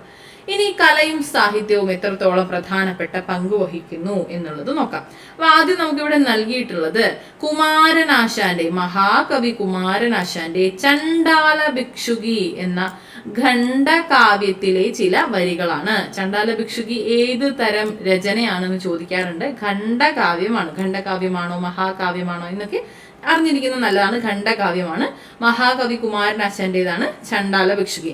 ഇനി ചണ്ടാല ഭിക്ഷുകിയിലെ വരികൾ തന്നിട്ട് ഇത് ഏത് രചനയിലേതാണ്, ആരുടേതാണ് എന്നും ചോദിച്ചേക്കാം. വരികൾ ശ്രദ്ധിക്കുക. ദാഹിക്കുന്നു ഭഗിനി കൃപാരസ മോഹനം കുളിർ തണ്ണീരിദാശുനി ഓമലെ തരൂ തെല്ലെന്നതു കേട്ടൊരാ മനോഹരി അമ്പരം നോദിനാൽ അല്ലല്ലെന്തിതു കഥയിതു കഷ്ടമേ അല്ലല്ലാലങ്ങു ജാതി മറന്നിതോ നീചനാരിതൻ കയ്യാൽ ജലം വാങ്ങി യാചിക്കുമോ ചൊല്ലെഴുമാര്യന്മാർ ഓതിനാൻ ഭിക്ഷുവേറ്റം വിലക്ഷനായി ജാതി ചോദിക്കുന്നില്ല ഞാൻ സോദരി ചോദിക്കുന്നു നീർ നാവു വരണ്ടഹോ ഭീതി വേണ്ട തരികെതനിക്കു നീ. ഈ വരികൾ നമ്മൾ നേരത്തെ കേട്ടിട്ടുള്ളതായിരിക്കും. ജാതി വ്യവസ്ഥയിൽ നിന്നിരുന്ന അയിത്തം പോലെയുള്ള ദുരാചാരങ്ങൾക്കെതിരെ പൊതുജനാഭിപ്രായം രൂപപ്പെടുത്തുന്നതിൽ ശക്തമായിട്ടുള്ള സ്വാധീനം ചെലുത്തിയ ഒരു കൃതിയായിരുന്നു ചണ്ടാല ഭിക്ഷുകി. ആ ചണ്ടാല ഭിക്ഷുകിയിൽ നിന്നുള്ള വരികളാണ് ഇവിടെ നൽകിയിട്ടുള്ളത്. അപ്പം വരികളൊന്ന് പരിചിതമാക്കി വെക്കുന്നത് നല്ലതായിരിക്കും. ചോദിച്ചിട്ടുണ്ട്, ചോദിക്കാൻ സാധ്യതയുണ്ട്. ഓക്കെ. ഓരോ കാലത്തെയും കലയും സാഹിത്യവും സിനിമയും എല്ലാം തന്നെ അതത് കാലത്തെ പൊതുജന അഭിപ്രായം രൂപീകരിക്കപ്പെടുന്നതിനെ വളരെയധികം സ്വാധീനിക്കാറുള്ളതാണ്. ഉദാഹരണത്തിന് ചില രചനകൾ, പാട്ടബാക്കി, അടുക്കളയിൽ നിന്ന് അരങ്ങത്തേക്ക് തുടങ്ങിയ രചനകൾ ഒരു കാലത്ത് കേരളത്തിന്റെ സാമൂഹിക ജീവിതം തന്നെ മാറ്റിമറിക്കുന്നതിൽ നിർണായകമായിട്ടുള്ള പങ്ക് വഹിച്ചവയാണ്. ഇന്ത്യൻ സ്വാതന്ത്ര്യ സമരത്തിന് പ്രചോദനം നൽകിയിട്ടുള്ള രവീന്ദ്രനാഥ ടാഗോറിന്റെയും സുബ്രഹ്മണ്യ ഭാരതിയുടെയും വള്ളത്തോൾ നാരായണ മേനോന്റെയും ഒക്കെ സാഹിത്യ രചനകൾ പൊതുജനാഭിപ്രായ രൂപീകരണ പ്രക്രിയയിൽ പ്രധാനപ്പെട്ട പങ്ക് വഹിച്ചിട്ടുള്ളവയാണ്. അതിനായിട്ടുള്ള ഉദാഹരണങ്ങളാണ് ഇവയെല്ലാം. K Damodaran രചിച്ചിട്ടുള്ള Pattabakki, V T ഭട്ടതിരിപ്പാടിന്റെ അടുക്കളയിൽ നിന്ന് അരങ്ങത്തേക്ക് തുടങ്ങിയ രചനയൊക്കെ ആ ഒരു കാലത്തെ നിർണായകമായിട്ടുള്ള രചനകളാണ്. കൃതികളും രചയിതാവും എന്ന രീതിയിലൊക്കെ ഇത് ചോദിച്ചിട്ടുണ്ട്. PYQ ആണ്. പാട്ടബാക്കി കെ ദാമോദരനാണ്. അടുക്കളയിൽ നിന്ന് അരങ്ങത്തേക്ക് വി ടി ഭട്ടതിരിപ്പാടാണ്. അതുപോലെ നമ്മൾ മറ്റൊരു അധ്യായത്തിൽ പഠിക്കുന്നുണ്ട് രവീന്ദ്രനാഥ ടാഗോറിന്റെ കൃതികൾ, അതുപോലെ സുബ്രഹ്മണ്യ ഭാരതിയുടെ കൃതികൾ, വള്ളത്തോൾ നാരായണ മേനോന്റെ കൃതികൾ, ഇവയെല്ലാം തന്നെ നമ്മൾ പഠിക്കുന്നതാണ്, പഠിക്കേണ്ടതാണ്, ചോദിച്ചിട്ടുണ്ട്. ഓക്കെ. അതുപോലെ തന്നെ പ്രാധാന്യം അർഹിക്കുന്ന മറ്റൊന്നാണ് കലകൾ എന്ന് പറയുന്നത്. നിലനിന്നിരുന്ന സാമൂഹിക അനാചാരങ്ങൾക്കെതിരെ ശക്തമായിട്ടുള്ള പൊതുജനാഭിപ്രായം വളർത്തിയെടുക്കാനും അതുവഴി സാമൂഹിക വിപ്ലവത്തിന് തിരികൊളുത്താനും ചില കലാരൂപങ്ങൾക്ക് സാധിച്ചിട്ടുണ്ട്. ഓട്ടംതുള്ളൽ, ചാക്യാർകൂത്ത് പോലെയുള്ള പ്രധാനപ്പെട്ട ചില കലാരൂപങ്ങൾ അതിന് ഉദാഹരണങ്ങളാണ്. അതുപോലെ തന്നെയാണ് വിവിധ തരത്തിലുള്ള കലാരൂപങ്ങളും സാഹിത്യ രചനകളുമെല്ലാം നമ്മുടെ ജനങ്ങളുടെ അഭിരുചികളെയും താല്പര്യങ്ങളെയും ഒക്കെ സ്വാധീനിക്കാറുമുണ്ട്. ഇത്തരത്തിലാണ് കലയുടെയും സാഹിത്യത്തിൻ്റെയും ഒക്കെ ഒരു സ്വാധീനം എന്ന് പറയുന്നത്. ഇനി പൊതുജനാഭിപ്രായ രൂപീകരണത്തിന് വിഘാതമാകുന്ന ഘടകങ്ങൾ ഏതൊക്കെയാണ്? അപ്പൊ ഇവിടെ നമ്മൾ ഇതുവരെ പറഞ്ഞത് പൊതുജനാഭിപ്രായ രൂപീകരണത്തിലേക്ക് വഴിതെളിക്കുന്ന ഘടകങ്ങൾ ഏതൊക്കെയാണ് എന്നുള്ളതാണ്. ഇവിടെ നമ്മൾ ഇനി നോക്കുന്നത് പൊതുജനാഭിപ്രായ രൂപീകരണത്തിന് വിഘാതമാകുന്ന വിധത്തിലുള്ള ഘടകങ്ങളുണ്ട്, അവ ഏതെല്ലാമാണ് എന്നതാണ്. പൊതുജനാഭിപ്രായം ശക്തമാകുന്നിടത്ത് ജനാധിപത്യം ശക്തിപ്പെടുകയും ജനാധിപത്യത്തിന്റെ പരിമിതികളെ ശക്തമായ പൊതുജനാഭിപ്രായം കൊണ്ട് തിരുത്തുവാനും തുടർന്ന് ശരിയായ ദിശയിലേക്ക് നയിക്കുന്നതിനും സാധിക്കും. എന്നാൽ ഇതേ സാഹചര്യത്തിൽ സമൂഹത്തിൽ പൊതുജനാഭിപ്രായം രൂപപ്പെടുന്നതിന് ചില ഘടകങ്ങൾ തടസ്സമായി വരികയും അവ ഇത്തരത്തിൽ പൊതുജനാഭിപ്രായം ശക്തമായി രൂപപ്പെടുന്നതിനെ തടയുകയും ജനാധിപത്യം എന്നത് പൂർണ്ണ അർത്ഥത്തിൽ എത്തുന്നതിന് തടസ്സം നിൽക്കുകയും ചെയ്യും. ഏതൊക്കെയാണ് ഇത്തരത്തിലുള്ള വിഘാതമാകുന്ന ഘടകങ്ങൾ എന്ന് നോക്കുമ്പോൾ ഒന്നാമത് നിരക്ഷരതയാണ്. നിരക്ഷരരായിട്ടുള്ള ജനങ്ങൾക്ക് പൊതുപ്രശ്നങ്ങളെക്കുറിച്ച് പരിമിതമായ അറിവുകൾ മാത്രമേ ഉണ്ടാകുള്ളൂ. ഇവിടെ സാക്ഷരത കൈവരിക്കാത്ത പക്ഷം ജനങ്ങൾക്ക് പൊതുപ്രശ്നങ്ങളെക്കുറിച്ച് കൃത്യമായിട്ടുള്ള അവബോധം ഉണ്ടാവുകയില്ല. അവർക്ക് പരിമിതമായിട്ടുള്ള അറിവുകൾ മാത്രമേ ഉണ്ടായിരിക്കുകയുള്ളൂ. അവർക്ക് യുക്തിപരമായിട്ടുള്ള അഭിപ്രായങ്ങൾ അതുകൊണ്ട് തന്നെ രൂപീകരിക്കുന്നതിന് കഴിയില്ല. വേണ്ടത്ര ശേഷി അവർക്ക് ഇത്തരത്തിലുള്ള അഭിപ്രായ രൂപീകരണത്തിൽ ഉണ്ടായിരിക്കണമെന്നില്ല. നിരക്ഷരത എന്നത് പ്രധാനപ്പെട്ട ഒരു തടസ്സം തന്നെയാണ്. മറ്റൊന്നാണ് ഡിജിറ്റൽ വിഭജനം എന്നത്. ഇന്നത്തെ ഈ ഒരു സാഹചര്യത്തിൽ ഇന്റർനെറ്റ്, കമ്പ്യൂട്ടർ, സ്മാർട്ട് ഫോൺ തുടങ്ങിയ ആധുനിക വിവര സാങ്കേതിക വിദ്യയിലേക്കുള്ള പ്രാപ്യത കുറച്ചുകൂടി എളുപ്പമാണ് മുന്നത്തെ തലമുറയെ വെച്ച് നോക്കുമ്പോൾ. അപ്പൊ ഈ ഒരു സാഹചര്യത്തിൽ നമുക്ക് എത്രത്തോളം ആക്സസബിൾ ആണോ ഈ സാഹചര്യങ്ങൾ, എന്നാൽ ഇത് എല്ലായ്പ്പോഴും ഈ പറയുന്ന പോലെ ഒരു പൊതുജനാഭിപ്രായ രൂപീകരണത്തിലേക്ക് വരുമ്പോൾ ഇന്റർനെറ്റ്, കമ്പ്യൂട്ടർ, സ്മാർട്ട് ഫോൺ തുടങ്ങിയ ആധുനിക വിവര സാങ്കേതിക വിദ്യയിലേക്കുള്ള പ്രാപ്യത ചില വിടവുകൾ സൃഷ്ടിക്കുന്നുണ്ട്.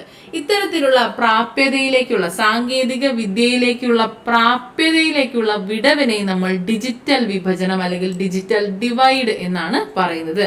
ഇത് ഫലപ്രദമായിട്ടുള്ള പൊതുജനാഭിപ്രായ രൂപീകരണത്തിന് തടസ്സം സൃഷ്ടിക്കുന്നു. ഇനി ദാരിദ്ര്യം. ഇവിടെ ദാരിദ്ര്യം അനുഭവിക്കുന്ന വിഭാഗങ്ങൾ പലപ്പോഴും പൊതുകാര്യങ്ങളിൽ നിന്നും മാറി നിന്ന് ഒറ്റപ്പെട്ടു നിൽക്കുന്നവരായിരിക്കും. അതുകൊണ്ട് തന്നെ എന്താണ്, അവർക്ക് പൊതുവിഷയങ്ങളെക്കുറിച്ചുള്ള അഭിപ്രായ രൂപീകരണത്തിൽ വേണ്ട രീതിയിൽ ഇടപെടാൻ സാധിക്കുന്നില്ല. ദാരിദ്ര്യം എന്നതും പ്രധാനപ്പെട്ട മറ്റൊരു ഘടകം തന്നെയാണ്. അടുത്തത് അനാരോഗ്യകരമായിട്ടുള്ള രാഷ്ട്രീയ പ്രവർത്തനവും രാഷ്ട്രീയ പാർട്ടികളിലെ ജനാധിപത്യ രാഹിത്യവുമാണ്. ഇവിടെ എന്താണ് അർത്ഥമാക്കുന്നത് എന്ന് വെച്ചാൽ, രാഷ്ട്രീയ പ്രവർത്തനങ്ങളിലെ പക്ഷപാതവും ജനങ്ങൾക്കിടയിലെ ധ്രുവീകരണ പ്രവർത്തനങ്ങളും പൊതുജന അഭിപ്രായ രൂപീകരണത്തിന് വിഘാതം സൃഷ്ടിക്കുന്നു എന്നുള്ളതാണ്. രാഷ്ട്രീയ പ്രവർത്തനങ്ങളിൽ പക്ഷപാതമുണ്ട്, ജനങ്ങൾക്കിടയിൽ അതുപോലെ തന്നെ ധ്രുവീകരണ പ്രവർത്തനങ്ങളുമുണ്ട്. ഇത്തരത്തിൽ ഒന്നായി നിൽക്കേണ്ട സാഹചര്യത്തിൽ ഇത്തരം പ്രവർത്തനങ്ങളും മറ്റും വരുന്ന സമയത്ത് പൊതുജന അഭിപ്രായ രൂപീകരണത്തിന് വിഘാതം സൃഷ്ടിക്കപ്പെടുന്നു. അടുത്തത് തിരഞ്ഞെടുപ്പ് പ്രചരണ രംഗത്തെ തെറ്റായ പ്രവണതകളാണ്. അതായത് തിരഞ്ഞെടുപ്പ് സമയങ്ങളിൽ വോട്ടർമാരെ സ്വാധീനിക്കുന്നതിനായി നടക്കുന്ന അനാരോഗ്യകരമായിട്ടുള്ള പ്രവണതകൾ യഥാർത്ഥത്തിലുള്ള പൊതുജനാഭിപ്രായത്തെ പുറത്തു കൊണ്ടുവരുവാൻ സാധിക്കില്ല. യഥാർത്ഥത്തിലുള്ള പൊതുജനാഭിപ്രായം പ്രതിഫലിക്കുന്നതിന് തടസ്സമാകുന്ന തരത്തിലുള്ള പ്രവണതകളാണ് ഇവ. അപ്പോൾ ഈ ഒരു സാഹചര്യത്തിൽ അനാരോഗ്യകരമായ ഇത്തരം പ്രവണതകൾ സാധ്യമാകുന്ന സമയത്ത് യഥാർത്ഥത്തിലുള്ള ഒരു ജനാധിപത്യ സംവിധാനം നിറവേറുകയില്ല. അപ്പം ഇതും പ്രധാനപ്പെട്ട മറ്റൊരു ഘടകമായിട്ട് കണക്കാക്കാവുന്നതാണ്. ഇത്രയേറെ ഘടകങ്ങൾ നമ്മൾ കണ്ടു കഴിഞ്ഞു. പൊതുജനാഭിപ്രായ രൂപീകരണത്തിന് തടസ്സം നിൽക്കുന്ന ഘടകങ്ങളാണ് ഇവിടെ പറഞ്ഞത്. ഇവയ്ക്ക് പുറമെ അഴിമതിയും പ്രാദേശികവാദവും മറ്റ് സാമൂഹിക, സാമ്പത്തിക, സാംസ്കാരിക, വിഭാഗീയ താല്പര്യങ്ങളും വ്യക്തിയാരാധനകളും എല്ലാം തന്നെ യഥാർത്ഥ പൊതുജനാഭിപ്രായത്തെ ഹനിക്കുന്നു. ആയതിനാൽ ഇവയെല്ലാം തന്നെ പൊതുജനാഭിപ്രായ രൂപീകരണത്തിന് തടസ്സം നിൽക്കുന്നവയാണ്. പൊതുജനാഭിപ്രായം രൂപപ്പെടുന്നതിലൂടെ ജനാധിപത്യം കൂടുതൽ ശക്തിപ്പെടുകയാണ് ചെയ്യുന്നത്. അപ്പോൾ നമ്മളിവിടെ പറഞ്ഞു വന്നത് ജനാധിപത്യത്തെക്കുറിച്ചും ജനാധിപത്യത്തിലെ ജനാഭിപ്രായ രൂപീകരണത്തെക്കുറിച്ചുമാണ്. പൊതു താല്പര്യങ്ങൾ എന്തൊക്കെയാണ് എന്ന രീതിയിലാണ്. എന്തിനു വേണ്ടിയിട്ടാണ് ഇത് നമ്മൾ മനസ്സിലാക്കേണ്ട ആവശ്യം എന്താണ്? ഒരു രാജ്യത്തെ മുഴുവൻ ജനങ്ങൾക്കും തുല്യമായ പങ്കാളിത്തം ഉറപ്പുവരുത്തുന്ന ഒരു രാഷ്ട്രീയ വ്യവസ്ഥിതിയാണ് ജനാധിപത്യം എന്ന് പറയുന്നത്. ഇത്തരത്തിൽ ജനപങ്കാളിത്തം ഉറപ്പുവരുത്തുന്ന സംവിധാനമാണ് ജനാധിപത്യം എന്ന നിലയ്ക്ക് ജനാധിപത്യ സർക്കാരുകൾ അതിൻ്റെ നയങ്ങളും പരിപാടികളും ഒക്കെ രൂപപ്പെടുത്തുന്നത് ജനങ്ങളുടെ അഭിപ്രായങ്ങൾ, താല്പര്യങ്ങൾ എന്നിവ പരിഗണിച്ചുകൊണ്ടാണ്. ഇത് കൂടാതെ ജനാധിപത്യ സംവിധാനത്തിൽ നടക്കുന്ന തിരഞ്ഞെടുപ്പുകളെ മുഖ്യമായി സ്വാധീനിക്കുന്നതും ഇതുപോലെ രൂപപ്പെട്ടു വന്നിട്ടുള്ള ജനങ്ങളുടെ അഭിപ്രായങ്ങൾ തന്നെയാണ്. അപ്പോൾ ഇത്തരത്തിൽ ജനാധിപത്യ സംവിധാനത്തിൽ പൗരസമൂഹം ഭരണാധികാരികളെ നിരന്തരമായ വിമർശനങ്ങളിലൂടെ ഉത്തരവാദിത്വമുള്ളവരാക്കി തീർക്കുകയും ചെയ്യും. ഇവിടെ ജനാധിപത്യമായതുകൊണ്ട് തന്നെ അധികാരം ജനങ്ങൾക്കായതുകൊണ്ട് ആവശ്യങ്ങൾ നിറവേറ്റേണ്ടത് ജനങ്ങളുടെ ആവശ്യങ്ങൾക്ക് അനുസൃതമായി ആണ് എന്നുള്ളത് കൊണ്ട് തന്നെ പൗരസമൂഹം ഭരണാധികാരികളെ നിരന്തരമായ വിമർശനങ്ങളിലൂടെ ഉത്തരവാദിത്വമുള്ളവരാക്കി തീർക്കുകയും ചെയ്യും. അതിനാൽ തന്നെ ജനങ്ങൾക്ക് അവരുടേതായ ആവശ്യങ്ങൾ ഉയർത്തിക്കാണിക്കാനും നടപടികൾ ഉണ്ടാകാത്ത പക്ഷം അവരെ ഗവൺമെന്റിനെ ചോദ്യം ചെയ്യാനുമുള്ള അവകാശം ജനാധിപത്യം നമുക്ക് തരുന്നു എന്നുള്ളതാണ്. ഈ ഒരു സാഹചര്യത്തിൽ അധികാര പ്രയോഗങ്ങളെ ചോദ്യം ചെയ്യാനും നിയമവാഴ്ചയെ ക്രമപ്പെടുത്താനും പൊതുജന അഭിപ്രായം കൊണ്ട് സാധിക്കുമെന്നുള്ളതാണ്. അങ്ങനെ ഒരു സമൂഹത്തിൽ പൗരരുടെ അവകാശങ്ങളെയും കർത്തവ്യങ്ങളെയും കുറിച്ച് ജനങ്ങൾ തികച്ചും ബോധ്യവാന്മാരായിരിക്കും. അതുകൊണ്ടാണ് നിരക്ഷരത എന്നത് പ്രധാനപ്പെട്ട ഒരു വിഘാത ഘടകമായി നമ്മൾ ആദ്യമേ പഠിച്ചിട്ടുള്ളത്. അപ്പോൾ ഇത്തരത്തിൽ സ്വേച്ഛാധികാരവും ഏകാധിപത്യ പ്രവണതകളും പൊതുജനാഭിപ്രായം ശക്തിപ്പെട്ട സമൂഹത്തിൽ തടയപ്പെടുകയും പൗരന്മാരുടെ അവകാശങ്ങളും സ്വാതന്ത്ര്യവും സംരക്ഷിക്കപ്പെടുകയും ചെയ്യുന്നുണ്ട്. പൊതുജനാഭിപ്രായം ശക്തിപ്പെട്ട സമൂഹത്തിൽ ഓരോ വിഷയവും വിമർശനാത്മകമായി വിലയിരുത്തപ്പെടുകയും അത് രാഷ്ട്രീയ പാർട്ടികളെ കൂടുതൽ ഉത്തരവാദിത്വമുള്ളവരാക്കി തീർക്കുകയും ചെയ്യും. ഈ സാഹചര്യത്തിൽ ജനങ്ങളുടെ സഞ്ചിതമായ അഭിപ്രായം എന്ന നിലയ്ക്ക് പൊതുജനാഭിപ്രായം പ്രാധാന്യം അർഹിക്കുന്ന ഒന്നാണ്. ഇത്തരത്തിൽ പൊതുജനാഭിപ്രായം ജനാധിപത്യ സംവിധാനത്തിൽ മുഖ്യ പങ്ക് വഹിക്കുന്ന ഒന്നാണ്. അപ്പം ഇതാണ് ഈ ഒരു അധ്യായത്തിൽ നമുക്ക് പഠിക്കാനുള്ളത്. ഇവിടെ പറഞ്ഞ കാര്യങ്ങളെല്ലാം തന്നെ വസ്തുതകളാണ്. നമ്മളൊരു ഉദാഹരണ സഹിതം ഇത് കേൾക്കുകയാണെങ്കിൽ അല്ലെങ്കിൽ മനസ്സിലാക്കുകയാണെങ്കിൽ എളുപ്പമാണ്. ഇവിടെ കാണാതെ പഠിക്കാനൊന്നുമില്ല. ഓക്കെ, അപ്പോൾ ഇവിടെ നമ്മൾ ജസ്റ്റ് മെൻഷൻ ചെയ്തിട്ടുള്ള കുറച്ച് പുസ്തകങ്ങൾ, അതുപോലെ അവയുടെ രചയിതാക്കൾ ആര് എന്നുള്ളത്, ഈ വരികൾ, അത്തരത്തിലുള്ള വളരെ ചെറിയ കാര്യങ്ങൾ മാത്രമേ ഇവിടെ മനഃപ്പാഠമാക്കാനായിട്ടുള്ളൂ, അല്ലെങ്കിൽ അത്രയും ഓർത്തിരിക്കേണ്ടതായിട്ടുള്ളൂ. ബാക്കിയെല്ലാം തന്നെ ഫാക്റ്റാണ്. നമുക്കിവിടെ മനസ്സിലാക്കിയാൽ മതി. നമ്മുടെ ഈ ഒരു സാഹചര്യത്തിൽ, ജനാധിപത്യ സാഹചര്യത്തിൽ അത്തരത്തിലുള്ള കാര്യങ്ങളെല്ലാം ഒന്ന് മനസ്സിലാക്കുക എന്നത് മാത്രമേ ഈ ഒരു അധ്യായത്തിലുള്ളൂ. വളരെ സിമ്പിൾ ആയിട്ടുള്ള ഒരു അധ്യായമാണ്. ജസ്റ്റ് ഒന്ന് മനസ്സിലാക്കി പോവുകയാണെങ്കിൽ ഇവയെല്ലാം നമുക്ക് എളുപ്പമായിരിക്കും. ഓക്കെ, ഈ ഒരു ആശയം വ്യക്തമാകുക എന്നത് മാത്രമാണ് ഈ ഒരു അധ്യായം കൊണ്ട് ഉദ്ദേശിച്ചിട്ടുള്ളത്. അപ്പോൾ ജനാധിപത്യം എന്നത് എന്താണ് എന്നും ജനാധിപത്യത്തിൽ പൊതുജനാഭിപ്രായം എത്രത്തോളം പ്രാധാന്യം അർഹിക്കുന്ന ഒന്നാണ് എന്നും നമ്മൾ ഈ ഒരു അധ്യായത്തിലൂടെ മനസ്സിലാക്കി. എല്ലാവർക്കും ക്ലിയർ ആയിട്ട് ഈ ഒരു ചാപ്റ്റർ മനസ്സിലായി എന്ന് വിശ്വസിക്കുന്നു. എല്ലാവരും നന്നായിട്ട് പഠിക്കുക. നമ്മൾ നമ്മുടെ ആപ്പിൽ NewSCERTയുടെ ഈ ബുക്ക് ഉടനെ തന്നെ കൊണ്ടുവരുന്നതായിരിക്കും. നമ്മുടെ ആപ്പ് PSC ടിപ്സ് ആൻഡ് ട്രിക്സിൻ്റെ ആപ്പ് ഹോട്ട് ടോപ്പിക്സ് ഈ ബുക്ക് കൊണ്ടുവന്നതുപോലെ തന്നെ NewSCERTയുടെ ഈ ബുക്കും ഉടനെ തന്നെ ലോഞ്ച് ചെയ്യുന്നതായിരിക്കും. അപ്പോൾ അതിനകത്ത് ഈ NewSCERTs എല്ലാം തന്നെ ഒരു ചാപ്റ്റർ പോലും നമ്മൾ മിസ് ചെയ്യുന്നില്ല, എല്ലാ അധ്യായവും അതിൽ ഉൾപ്പെടുത്തുന്നതായിരിക്കും. അതോടൊപ്പം ഈ ബുക്കിൻ്റെ ഓഡിയോ നോട്ട് നമ്മൾ ആഡ് ചെയ്യുന്നതാണ്. അപ്പോൾ NewSCERT എന്നത് നിങ്ങൾക്ക് വലിയൊരു ബാധ്യതയാകാതെ തന്നെ പഠിക്കാനായിട്ട് സാധിക്കും. വലിയ ബുദ്ധിമുട്ടുകളൊന്നും ഇല്ലാതെ തന്നെ ഒരുപാട് പേർക്ക് സഹായകമായി ഹോട്ട് ടോപ്പിക്സ് എന്ന രീതിയിലുള്ള അഭിപ്രായങ്ങളും മറ്റുമൊക്കെ കേൾക്കാനിടയായി. വളരെ സന്തോഷം. ഇനിയും നിങ്ങളുടെ യാത്ര നല്ലതായി തന്നെ മുന്നോട്ട് പോകട്ടെ എന്ന് ആശംസിക്കുന്നു. എല്ലാവർക്കും താങ്ക് യു സോ മച്ച്.